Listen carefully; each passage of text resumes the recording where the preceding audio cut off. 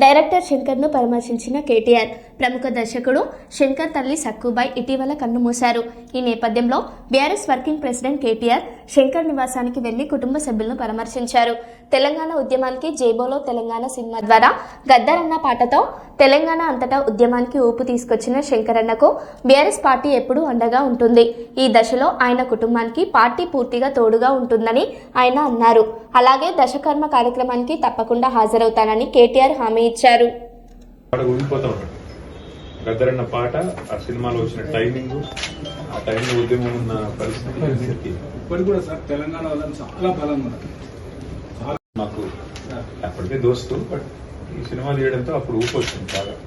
అందులో గద్దర్ గారి పాట ఆయన చూసిన విధానం ఈ రోజు కూడా మీరు చూడండి ఎంతమంది సోషల్ మీడియాలో పెడతారు ఆ పాట. ఎన్ఆర్ఐలు అమెరికాలో అక్కడ ఇక్కడ కారులో పెట్టుకున్న పాట ఊగిపోతూ ఉంటాడు. గద్దరన్న పాట ఆ సినిమాలో వచ్చిన టైమింగ్, ఆ టైంలో ఉద్యమం ఉన్న పరిస్థితి ఇప్పటికి కూడా సార్ తెలంగాణ వాళ్ళని చాలా బలం